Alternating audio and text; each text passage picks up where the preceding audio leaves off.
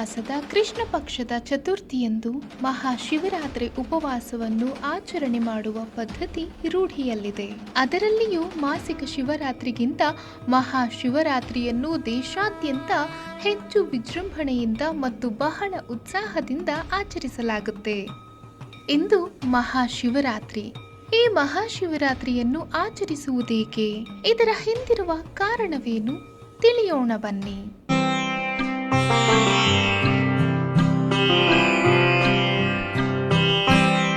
ಮಹಾಶಿವರಾತ್ರಿ ಹಬ್ಬವು ಬಹಳ ವಿಶೇಷವಾಗಿದ್ದು, ಭಕ್ತರು ಶಿವನನ್ನು ಪೂಜಿಸುವುದರ ಜೊತೆಗೆ ಉಪವಾಸ ಮಾಡಿ ಜಾಗರಣೆ ಮಾಡ್ತಾರೆ.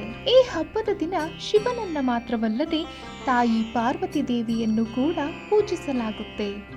ಹಾಗಾಗಿ ಮಹಾಶಿವರಾತ್ರಿಯ ದಿನವು ಶಿವನ ಭಕ್ತರಿಗೆ ಬಹಳ ವಿಶೇಷವಾಗಿದೆ. ಪ್ರತಿ ವರ್ಷ ಫಾಲ್ಗುಣ ಮಾಸದ ಕೃಷ್ಣ ಪಕ್ಷದ ಚತುರ್ಥಿಯಂದು ಮಹಾಶಿವರಾತ್ರಿ ಉಪವಾಸವನ್ನ ಆಚರಣೆ ಮಾಡುವ ಪದ್ಧತಿ ರೂಢಿಯಲ್ಲಿದೆ. ಅದರಲ್ಲಿಯೂ ಮಾಸಿಕ ಶಿವರಾತ್ರಿಗಿಂತ ಮಹಾಶಿವರಾತ್ರಿಯನ್ನ ದೇಶಾದ್ಯಂತ ಹೆಚ್ಚು ವಿಜೃಂಭಣೆಯಿಂದ ಮತ್ತು ಬಹಳ ಉತ್ಸಾಹದಿಂದ ಆಚರಿಸಲಾಗುತ್ತೆ.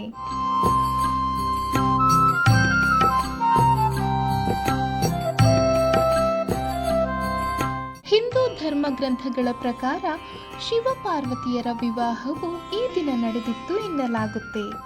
ಅದರಲ್ಲಿಯೂ ಈ ಬಾರಿ ಅಂದರೆ 2024ರಲ್ಲಿ ಸರ್ವಾರ್ಥ ಸಿದ್ಧಿ ಯೋಗ ಇರುವುದರಿಂದ ಹೆಚ್ಚು ವಿಶೇಷ ಎನಿಸಿಕೊಂಡಿದೆ. ಹಾಗಾಗಿ ಈ ದಿನ ಆರ್ಥಿಕ ಲಾಭ ಮತ್ತು ಕಾರ್ಯ ಸಾಧನೆಗೆ ಅತ್ಯಂತ ಮಂಗಳಕರವೆಂದು ಪರಿಗಣಿಸಲಾಗಿದೆ. ಅದಲ್ಲದೆ ವಿವಾಹಿತರಿಗೂ ಕೂಡ ಮಹಾಶಿವರಾತ್ರಿ ಬಹಳ ಮುಖ್ಯವೆಂದು ಹೇಳಲಾಗುತ್ತೆ.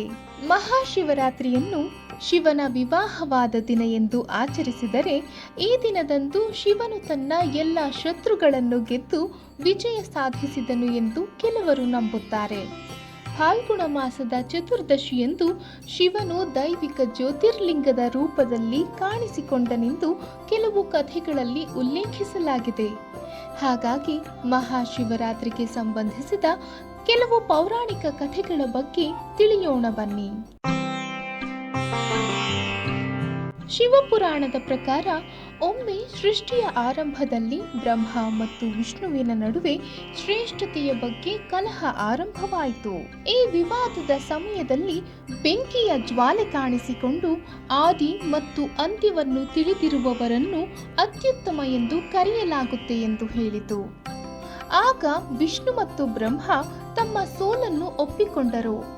ಆಗ ಶಿವನು, ನೀವಿಬ್ಬರೂ ಅತ್ಯುತ್ತಮರು, ಆದರೆ ನಾನು ಆದಿ ಮತ್ತು ಅಂತ್ಯವನ್ನು ಮೀರಿದ್ದೇನೆ ಎಂದು ಹೇಳಿದನು. ಇದರ ನಂತರ ವಿಷ್ಣು ಮತ್ತು ಬ್ರಹ್ಮ ಆ ಬೆಂಕಿಯ ಜ್ವಾಲೆಯನ್ನು ಪೂಜಿಸಿದರು. ಬಳಿಕ ಇದು ಜ್ಯೋತಿರ್ಲಿಂಗವಾಗಿ ಮಾರ್ಪಟ್ಟಿತು. ಈ ಘಟನೆ ನಡೆದ ದಿನ ಫಾಲ್ಗುಣ ತಿಂಗಳ ಚತುರ್ದಶಿ ತಿಥಿ. ಆಗ ಶಿವನು, ಈ ದಿನ ಯಾರು ಉಪವಾಸ ಮಾಡಿ ನನ್ನನ್ನು ಪೂಜಿಸುತ್ತಾರೋ ಅವರ ಎಲ್ಲ ತೊಂದರೆಗಳಿಂದ ಮುಕ್ತಿ ಪಡೆಯುತ್ತಾರೆ, ಜೊತೆಗೆ ಅವರ ಎಲ್ಲ ಆಸೆಗಳು ಈಡೇರುತ್ತವೆ ಎಂದು ಹೇಳಿದನು. ಅಂದಿನಿಂದ ಈ ದಿನವನ್ನು ಮಹಾಶಿವರಾತ್ರಿ ಎಂದು ಆಚರಿಸಲು ಪ್ರಾರಂಭಿಸಲಾಯಿತು. ಮತ್ತೊಂದು ದಂತಕಥೆಯ ಪ್ರಕಾರ ಮಹಾಶಿವರಾತ್ರಿಯ ದಿನದಂದು ಶಿವನು 12 ಜ್ಯೋತಿರ್ಲಿಂಗಗಳ ರೂಪದಲ್ಲಿ ಜಗತ್ತಿನಲ್ಲಿ ಕಾಣಿಸಿಕೊಂಡನು ಎಂದು ಹೇಳಲಾಗುತ್ತೆ.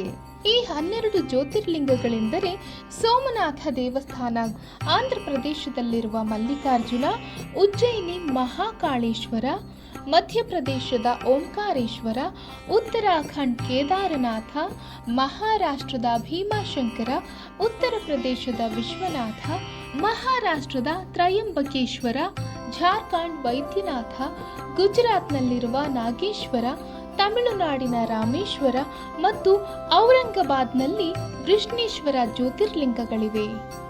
ಮಹಾಶಿವರಾತ್ರಿಯಂದು ಈ 12 ಜ್ಯೋತಿರ್ಲಿಂಗಗಳನ್ನು ನೋಡುವುದೇ ಒಂದು ಹಬ್ಬ.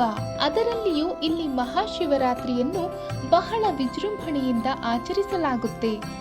ಮೂರನೆಯ ಕಥೆಯ ಪ್ರಕಾರ ತಾಯಿ ಪಾರ್ವತಿ ಮತ್ತು ಶಿವನ ವಿವಾಹವು ಫಾಲ್ಗುಣ ಮಾಸದ ಚತುರ್ದಶಿಯಂದು ನಡೆಯಿತು. ಈ ದಿನ ಶಿವನು ಗೃಹಸ್ಥ ಜೀವನಕ್ಕೆ ಪ್ರವೇಶಿಸಿದನು. ಶಿವ ಮತ್ತು ಪಾರ್ವತಿ ದೇವಿಯ ಶಕ್ತಿಯ ಐಕ್ಯತೆಯ ಆಚರಣೆಯಾಗಿ ಭಕ್ತರು ಮಹಾಶಿವರಾತ್ರಿಯ ದಿನದಂದು ಪೂಜೆ, ಉಪವಾಸ ಮತ್ತು ಜಾಗರಣೆ ಮಾಡುವ ಮೂಲಕ ಈ ಹಬ್ಬವನ್ನು ಆಚರಿಸುತ್ತಾರೆ ಎಂಬ ನಂಬಿಕೆ ಇದೆ. ಸಮಸ್ತ ನಾಡಿನ ಜನತೆಗೆ ಮಹಾಶಿವರಾತ್ರಿಯ ಶುಭಾಶಯಗಳು.